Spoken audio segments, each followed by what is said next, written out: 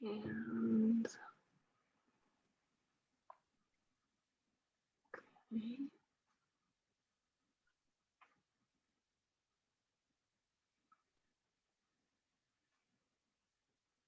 Now we're gonna go live on Facebook.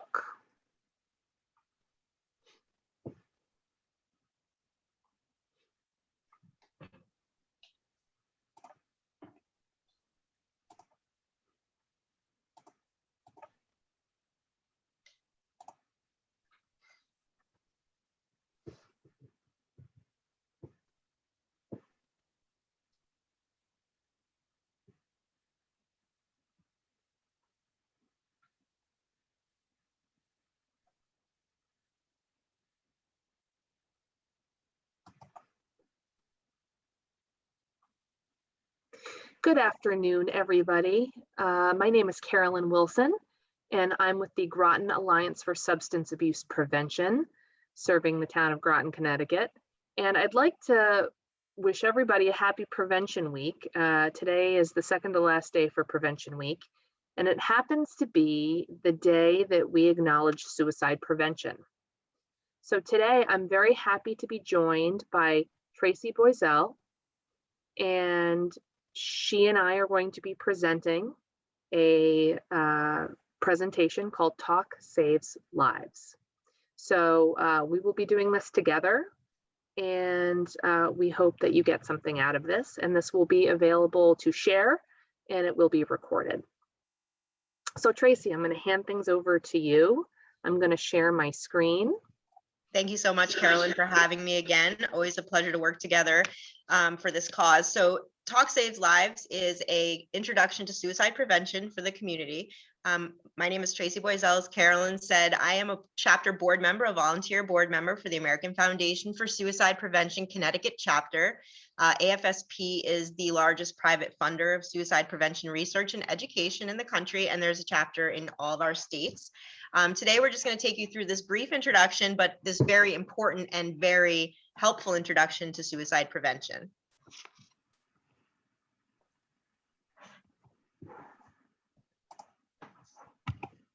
So suicide is a health issue. It's a complex health issue at that.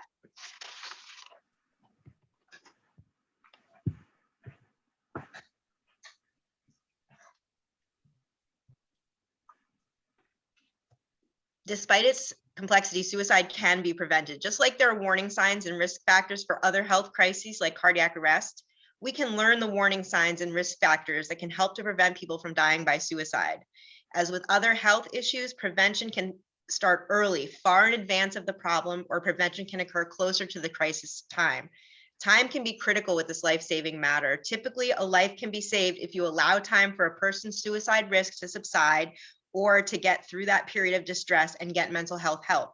To prevent suicide, we need to identify persons who may be suicidal, as well as take an active role in connecting them with help before they would take the action to end their lives. We're going to go through these next 4 points here. The scope of the problem, number 1, research, prevention, and what you can do as a community member or family member. The purpose of Talk Saves Lives is to provide the community with a general overview of suicide, who it affects, and what can be done to prevent it. This presentation will cover some statistics to give you an idea of the scope of the problem of suicide, and we will review key research findings, including the risk and protective factors that relate to suicide. And we'll talk about what works and what we can all do to prevent this leading cause of death. First and foremost, how we talk about suicide matters. Before we get started, I want to go over terminology that is used when we talk about suicide. It is important to model appropriate language so that we do not perpetuate the stigma of suicide or mental health conditions. So here are some language do's and don'ts. We want to establish a baseline of shared language on this topic. We avoid using phrases like committed suicide, as it can have a negative connotation. Instead, we encourage phrases like died by suicide, ended their life, or killed themselves. When talking about suicide and suicidal attempts, we avoid referring to suicide attempts as failed or successful. Not only is this unnecessary, these words imply judgment. Instead, we encourage the use of phrases such as suicide attempt, suicide, or death by suicide. Educating the public about suicide is critical for encouraging help seeking, raising awareness of the risk in our vulnerable populations, and advocating for new interventions and prevention strategies for those at risk. When suicide is talked about safely and accurately, we can help reduce the likelihood of its occurrence. We want to change how society understands mental health and suicide, because when we open up and connect, talk really does save lives. The scope of the problem. Suicide is a significant issue that affects individuals, families, and communities worldwide. So let's start with some statistics that help demonstrate the scope of this problem. Suicide is a global problem. According to the World Health Organization, each year over 800,000 people die by suicide worldwide. While this is the most accurate data available, we estimate the numbers to be higher since suicide is grossly underreported in many countries. That works out to about a suicide every 40 seconds worldwide. In the US, suicide rates are recorded by the Center for Disease Control and Prevention. According to the CDC, 48,344 people died by suicide in 2018. This makes suicide the 10th leading cause of death in our country. Suicide takes more lives in the US than homicide, war, and natural disasters combined. These high numbers are one of the many reasons it is important to talk about suicide like any other cause of death. The more we talk, the less stigmatized the idea that we all face struggles and need support becomes. For every death by suicide, it is estimated that there are 25 other attempts. That's about 1 million Americans each year who survive a suicide attempt. When you think about any loss, it impacts many people in the community. Suicide is no different. The loss affects family, friends, coworkers, neighbors, school, faith communities, etc. It is estimated that the majority of Americans will experience a suicide loss over the course of their lifetime. Suicide has become a major economic impact. It's estimated that it's a cost of about $69 billion per year just in the United States. These are some statistics from 2018 on the Connecticut figures for suicide. As it says there, on average in the state of Connecticut, one person dies by suicide every 2 hours. More than 4 times as many people die by suicide in Connecticut annually than by homicide. You can take a look there. In our state of Connecticut, suicide is the 11th leading cause of death overall. It is the 2nd leading cause of death for ages 15 to 34. 4th leading cause of death for ages 35 to 54, 7th for ages 55 to 64, and 17th for ages 65 to and older. If you look here, the suicide death rates, you will see that the number of suicides in Connecticut in 2018 was approximately 397. The rate per 100,000 population is about 10.1%. Our state ranks 46th in the nation. This seems as if we're doing pretty well on the issue, but it's important to remember that Connecticut is a small state. It's pretty heavily populated, so that means response time is much better than in some other states where it could take, hours for someone to arrive to offer help. We're lucky in Connecticut that we do have that quick response time, but it doesn't indicate really the scope of the problem, just to show our state rank. All right, so this is a Connecticut, a survey that was done by the Connecticut Department of Public Health regarding youth risk. This is 2017 results. So mental health in Connecticut high schools. They did a study in a classroom of 30 students. When asked, 8 students of that 30 felt sad or hopeless for a 2-week period sometime in the year. You can only imagine that this has just gotten worse now with COVID and remote schooling and whatnot, and the lack of connection. Only 2 of these 8 students said they usually got help they needed when feeling sad or hopeless. 4 students out of 30 seriously considered attempting suicide in the past year. 2 students actually attempted suicide during this year. 6 students purposely hurt themselves during the year, such as cutting themselves or burning themselves. 7 students saw a doctor, nurse, or counselor about stress, depression, problems with their emotions. Now, 21 of these students out of 30 who say there's at least one teacher or other adult at the school that they can talk to if they have a problem. And that is so very important. Research. So let's move on to research. Only in the past several decades have scientists been studying suicide at all. Research is shedding light on many critical areas, what drives up the risk and what amounts to effective suicide prevention, but we still have so much to learn. The following section is going to provide us with an overview of suicide prevention research, key research findings, and the future goals of our field. So why do people take their own lives? One of the main questions that we would ask in research is exploring is just that. Why do people take their own lives? Through research, we have learned that there is no single cause for suicide. Most often occur from several stressors and health issues that converge to create an experience of hopelessness or despair. The majority of people who die by suicide have a mental health condition that's contributing to their death. Research has consistently shown this. It may or may not have been recognized by the person or a loved one. They may have not been diagnosed and they may have not been adequately treated. Research shows us that 1 in 4 people will experience a mental health condition and most do not go on to die by suicide. The vast majority of people who have these mental health conditions do not die by suicide and can be appropriately treated if a care is provided or available. So a key factor of research is that there are actually physical differences in the brains of people that die by suicide in some cases from those that do not. It's changes and differences in the structure and function of the brain. We've learned that the brains of people who die by suicide differ from those that die by normal terms of structure and function, specifically in the areas related to stress response and impulse control. We've learned that most people that are suicidal are ambivalent about taking their life. Part of them wants to live and part of them wants to die. This research has informed key strategies in suicide prevention that involve engaging the parts of the person that wants to stay alive and helping to create distance from the part that wants to die. One way we do this is to help the person connect with their reasons for living while at the same time decreasing the visibility and presence of things around them that may facilitate their desire to die. One of the most important things that we've learned from research is about the perspective of a suicidal person, that a crisis point has been reached. For a suicidal person, the pain seems unbearable, whether it's emotional, physical, or sometimes both. For a moment, I'd like you to think back to the most physically painful experience you've ever had in your life. At that moment, would you have been able to give someone clear and accurate directions to your house? Probably not. The pain makes ordinary things nearly impossible.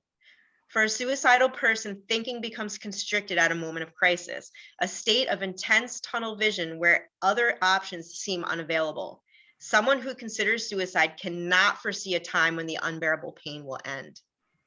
Understanding the perspective of a suicidal person also has helped us to learn that suicidal feelings are often temporary. They can come on intensely and can sometimes pass in minutes or hours. Keeping people safe and helping them to feel supported can get them through those critical moments. That is the most important thing to remember. There is evidence that putting time and distance between an individual who is suicidal and the means to take their life can be a life-saving action. This is why it is so important that we take steps when we know someone is struggling to help keep them safe. Who's at risk? Research has also helped us determine key factors that can increase the risk by suicide. Risk factors are defined as characteristics or conditions that increase the chance of a person to take their life. Risk factors are important to know and to understand the big picture of someone who is considering suicide. Just like someone who is at risk for heart disease because of high blood pressure or a history of heart disease in the family, some people are at a higher risk for suicide than others. The main risk factors are shown here and can be grouped into 3 categories: health factors, historical factors, and environmental factors. These risk factors can converge at different times in the life and increase a person's risk for suicidal behavior at particular points in time. Let's look a little bit closer at each one of these factors.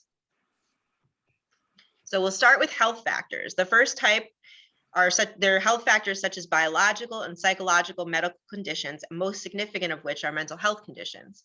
As we said before, most people who die by suicide have had an active mental health problem at the time of their death.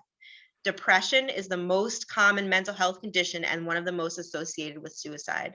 Bipolar disorder is also shown to be a high risk, although the disorder is less common than depression. Because these conditions put a person at greater risk for suicide, detecting the presence of a mental health condition is critically important.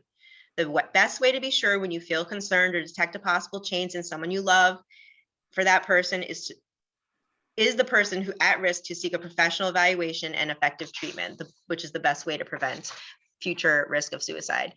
Many people may not realize that their distress has actually become a health problem. Providing information about how to access mental health care or a crisis number if their distress is high can be a solid step in helping them connect to the people that they need and the help that they need. We will talk more about this later in the discussion when we directly address prevention. Other health factors. Mental health conditions are not the only health factors that are associated with suicide risk. Serious or chronic health conditions can increase risk, especially when the person also has mental health issues. Chronic pain and serious injuries have been found to increase suicide risk as well. Historical factors. The second type of risk factors include historical factors such as family history of suicide, a family history of mental health conditions, or a past trauma such as sexual abuse or combat stress. Research has also found that a history of childhood abuse can contribute to suicide risk.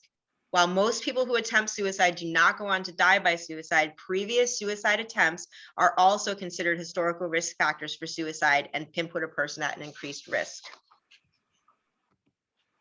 Lastly, we have environmental factors. The third type of risk. Often there are aspects of a person's environment that can contribute to their overall level of risk. Let's look at a few of the most common. Having access of a way of killing themselves is referred to as access to lethal means. These include having access to a variety of things such as firearms, drugs, a bridge, a car, etc. Research has shown that contagion, the exposure to another person's suicide, or to graphic or sensationalized accounts of suicide, especially among those with other risk factors, can increase a person's risk of suicide. Prolonged stress, including harassment, bullying, relationship problems, legal problems, and employment are also included. Stressful life events, which that vary across a lifespan, including experiences like divorce, legal problems, or job loss. To better understand suicide by risk, here's an example of the set of risk factors that could converge to make a person suicidal. The example shows what is often the public's perception of suicide. When someone dies by suicide, often the story only talks about the environmental factors. People see a life event like a breakup or bullying or job loss, and then they see the person die by suicide. So they might assume the person killed themselves because of that stressful life event. But that's never the full story. What others don't know is that the person who died may have had genetic risk factors for suicide. Maybe they were suffering from depression or anxiety disorders, and their work life had become increasingly stressful. Their underlying depression and anxiety could have made the situation at work even worse, or the work stress could have made their depression worse. Perhaps they'd also been drinking more than normal. The key is that the combination of risk factors could have contributed to the suicide death. Therefore, while a life event can play a participating role for suicide behavior, without the underlying risk factors, life events alone aren't enough to cause a death by suicide. Importance of research. Looking at the future, research will help us find the best ways to fight suicide. Research is looking for biomarkers, for example, something testable in the blood sample that would help us to identify those at risk. A number of clinical treatments, like particular types of therapy, are effective for suicidal people, and more need to be developed and studied. The good news is that through research, we are learning more and more about what helps those who are in suicidal crisis. Research can also help us to identify the most effective programs and interventions to reduce suicide risk and reduce the risk in those suffering from mental health conditions. Carolyn, I'd like to hand it over to you now. All right, so now we're going to start talking about prevention. Now that we have a better understanding of the scope of the problem of suicide and the key research findings, including risk factors, this next section will focus on prevention. We will discuss the different types of protective factors with a focus on mental health, the importance of engaging in self-care, the need to provide support for suicide loss survivors and those with lived experience, and the critical prevention strategy of limiting access to lethal means.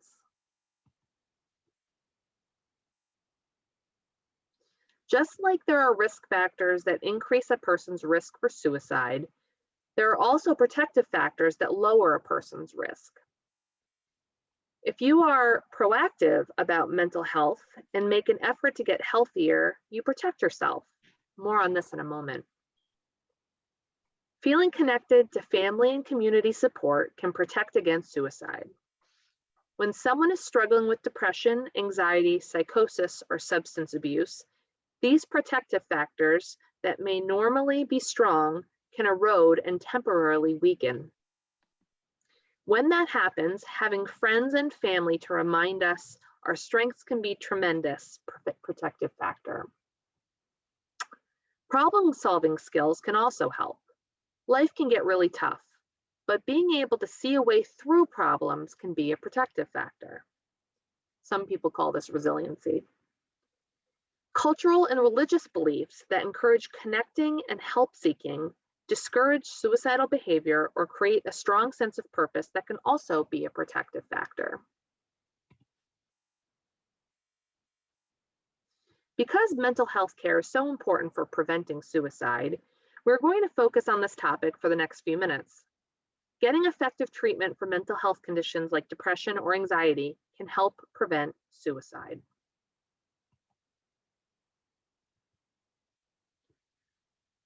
Critical to suicide prevention is getting people connected to mental health treatment.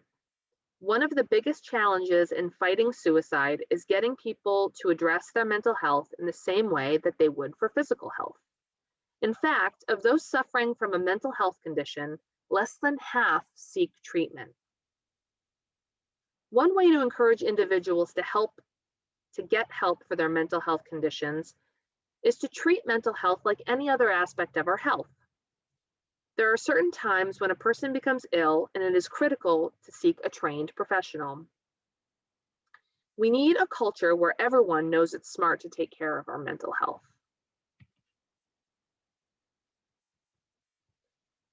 Research has shown that for many people, the combination of psychotherapy and medications tend to be the most helpful. But the most important thing is to find the treatment that works best for the individual. The good news is that advocacy efforts are improving access to mental health services so that more people can get the treatment they need. The law now requires insurance plans to cover mental health services on par with physical health services. If we need mental health services, and 1 out of 4 of us will at some point, we should get treated and get our health back on track faster. Just like people can find strategies that optimize their physical health, people can do the same for their mental health. In addition to professional mental health care, proactive self-care strategies like good sleep habits, exercise, nutrition, and stress management can also play a critical role in protecting mental health and promoting resilience.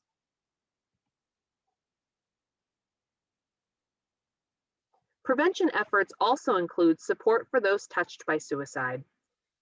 The loss of one person to suicide profoundly impacts many. It's important that survivors have the support they need both to heal and to reduce their own suicide risk. And since those with lived experience, those who have attempted suicide, or who experience suicidal thinking are at increased risk, we need to make sure that they have the support they need too. The most important thing you can put between a suicidal person and their way of ending their life is time. Research shows that by temporarily reducing a suicidal person's access to lethal means, we give suicidal individuals time for the intense suicidal risk to diminish, and time for someone to intervene with mental health support and resources. For the majority of people who experience a suicidal crisis, if unable to access their chosen method, even temporarily, they are unlikely to engage in another action to end their lives. In most cases, when a suicidal person doesn't have current access to the means that have been on their mind, they don't substitute with another method. Therefore, a clear way to prevent suicide is to limit access to lethal means.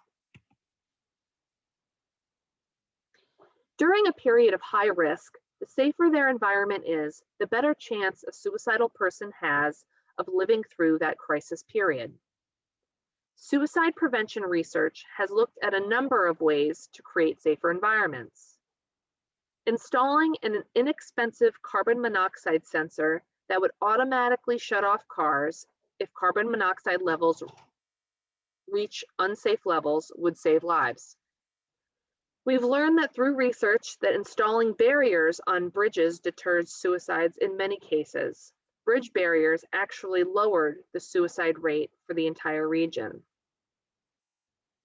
Restricting access to potentially lethal medications reduces suicides and can be as simple as requiring lethal drugs to be sold in blister packaging. Firearm safety is critical to reducing suicide rates in the United States. Firearms are used in roughly half of all suicides, making suicide prevention an important part of gun safety education. As noted already, and contrary to what you may think, when access to lethal means are limited, most people who are suicidal do not find other means. Therefore, the suicide death does not occur in that moment, allowing more time for the person in crisis to get connected to help. Now that we have reviewed key suicide prevention efforts, let's talk about what we can all do to help prevent suicide. It's important to have caring, supportive conversation with somebody you might be worried about to allow them to share what they are experiencing. A conversation is a way to show you care and allows you to gain more information about their level of distress. Let's start by talking about suicide warning signs. Watch for the warning signs in yourself and in others. While many of the suicide risk factors we discussed endure over a long period of time, warning signs are observable signs that signal suicidal risk in the near future. It is important to pay attention to both the risk factors discussed earlier and the warning signs we are talking about now. If you see the warning signs, reach out to individuals in your life you're concerned about, and reach out to others if you are struggling. Seek mental health services if you are depressed or if your anxiety regularly interferes with your daily life, and encourage others to do the same. Suicide warning signs are typically displayed in three main ways that we can detect: talk, behavior, and mood. We will discuss each one of these in more detail. Many people who are suicidal talk about ending their lives. This may be directly or indirectly. A person might say it outright, or they might joke about it. Take it seriously. Some people say they have no reason to live. Others may say things to let you know they may feel trapped, or they are a burden to others. Or they might talk about feeling overwhelmed or being in unbearable pain. Behaviors that are atypical for an individual should also encourage you to speak to the person about what you are noticing. People thinking about suicide can display certain behaviors. There may be an increased use of alcohol or drugs. They may have trouble sleeping, either experiencing insomnia or sleeping too much. They may start acting more recklessly. They might withdraw from activities, especially from activities they normally enjoy. They might isolate themselves from family and friends. They also might look for a way to kill themselves, such as searching online for methods, or shopping for a firearm. They may also give away their possessions or show a related behavior, reckless spending. People at risk for suicide can display, often quite subtly, any of the following moods: depression, apathy, rage, irritability, impulsivity, humiliation, anxiety. Moods one would expect of somebody who feels overwhelmed and desperate. We all have ups and downs in our moods, but when you notice a change that seems uncharacteristic or concerning, it is important to speak to the person about what you are noticing. For example, sudden unexplained happiness can indicate the person has decided on a plan and is relieved that they will no longer be in pain. That's a lot of things to look for. So to sum it up, look for changes in behavior and trust your instincts. Assume you are the only one who is going to reach out. In too many instances, people talked about their concern for somebody amongst themselves, but hesitate to reach out to the person directly. So here's a rule of thumb. If you're wondering if somebody is depressed or overly anxious, that's a sure sign that you should reach out.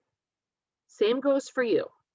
If you are having suicidal thoughts, that's a sure sign that you need to ask for help. If you have reached out before, reach out again. The first time, the person may not be receptive. Keep trying. Try talking to somebody else or with a professional. And even if suicide turns out not to be a concern, they may still be in distress, and they may feel comforted and supported just by knowing you care and are taking the time to listen. So how do you reach out to somebody? You want to talk to them in private. You want to listen to their story. You want to express concern and caring. Ask directly about suicidal thoughts. Don't be afraid to ask the question, are you thinking about suicide? Encourage them to seek mental health services. If they are in crisis, take them to help. There are some things to avoid when talking with somebody who may be suffering from depression or anxiety. Avoid minimizing their feelings. Those of us who have never experienced major depression literally cannot imagine what it feels like. Avoid trying to convince them life is worth living. If a person is nearing a crisis point, they are not thinking clearly. Philosophical debates about life being worth living tend not to be helpful. Avoid advice to fix it. If the person is having a heart attack, you wouldn't tell them to start exercising or to eat a healthier diet. If they are in crisis, what they need is to be heard and to be led to help. Listen to their story and offer help. Help them find a health professional. Help them take active steps towards keeping their environment safe. If you think they might make an attempt on their life soon, stay with them. Do not leave them alone. However, if the situation puts your own safety at risk, leave the area immediately and call 911. Help them remove lethal means or remove themselves from the potentially dangerous area. Escort them to mental health services or an emergency room if you can.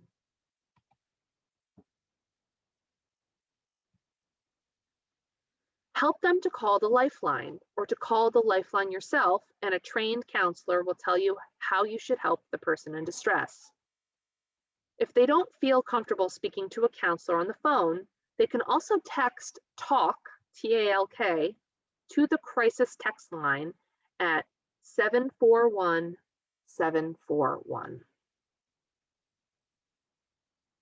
And if you are watching this right now, you can put both of these into your phone.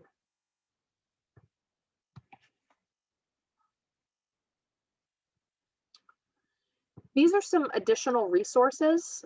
In Connecticut, we have a crisis hotline. that is available through 211. And the trick with 211 is that you have to dial 1 and then 1 again. So it's 211 to then dial 1, and then you'll probably have to dial 1 again. So this is the first option that you get through 211. We have the National Suicide Prevention Lifeline, 1-800-273-TALK. There is the Trevor Project, which is crisis intervention and suicide prevention for LGBTQ young people up to age 24. The number is 1-866-488-7386. Obviously, in an emergency, you can dial 911. And then the suicide prevention text line is 741-741.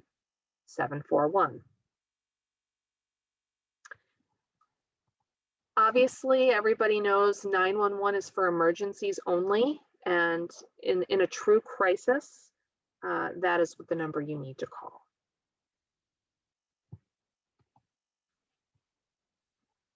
Together, we can create a culture that's smart about mental health. We'll save lives and vastly improve the lives of many more. Thank you for joining us today to learn how talk saves lives. It's a simple idea, but it works.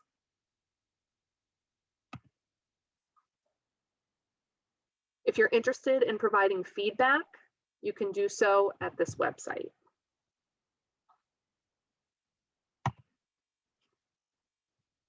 Here are the AFSP social media outlets, if you care to look them up.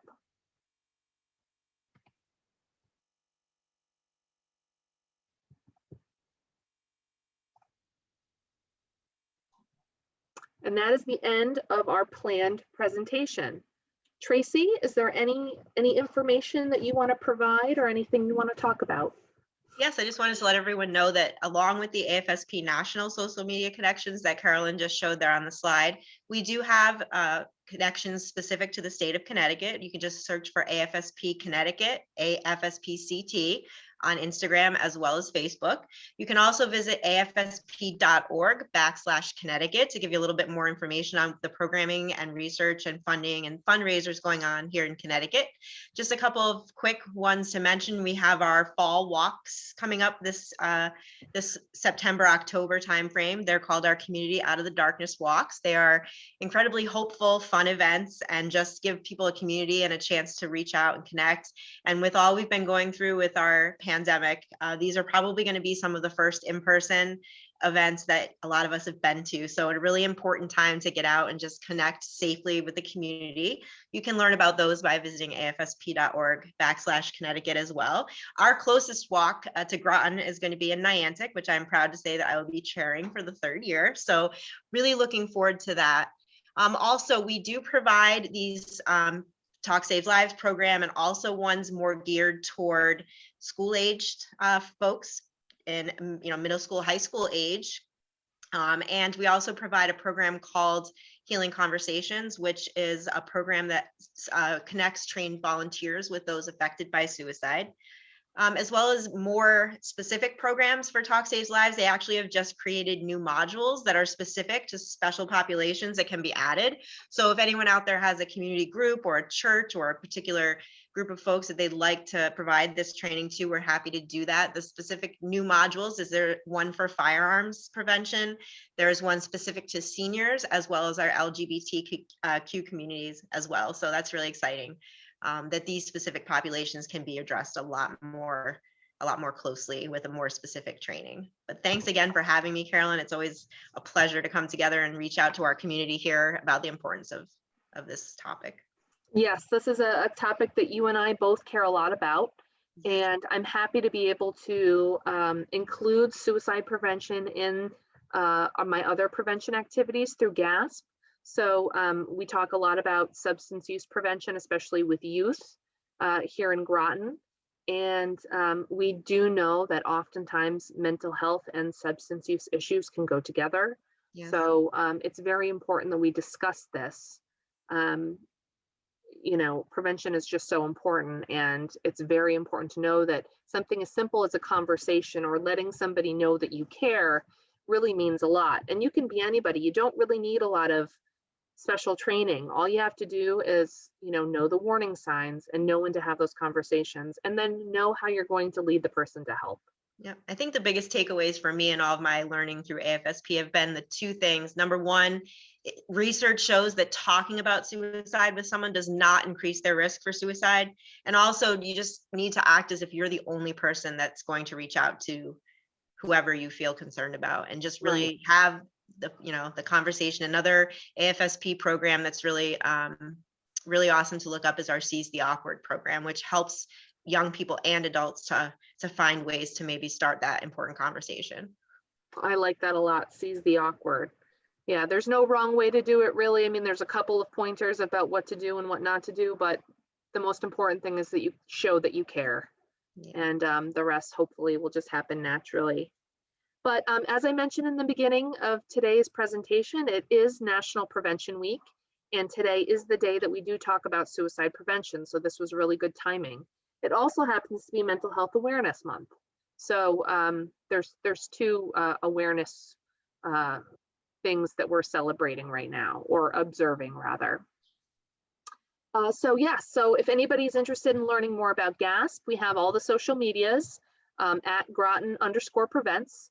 And we just got a TikTok for any of you that care about TikTok. I have barely done anything with it, but it's there. GASP is a coalition, meets monthly, and is based on, it includes people who live and work in Groton who care about prevention, and we care about all different kinds of prevention. And we are keenly interested in the intersection of mental health and substance use. So this is something that we will continue to address, and of course promote any state campaigns or any materials that AFSP may have. Make sure to send them my way. We'll make sure to get those out. And if you are interested in this topic and you want to get more involved, please reach out to Traci. She is a board member and would love to include you, especially in some of these new exciting in-person events that Absolutely. we've sort of forgotten about. Yep. And we're always looking for new volunteers and excited new, passionate folks too. So reach out to me if you're interested in volunteering with any of our walks. You can do day of volunteering. We're always looking for planning committee members, particularly for our Niantic walk, which I'm always excited because this is the third year we've had our walk down here in southeastern Connecticut, which before was often people would have to travel to New Haven or Hartford County. So to have it down here is really, really important to me, is being Niantic, my hometown. So great. On that note, I just want to thank everybody for tuning in today. We appreciate your time, and we hope that this was valuable to you. Have a great day. thank you. Thank you, everyone.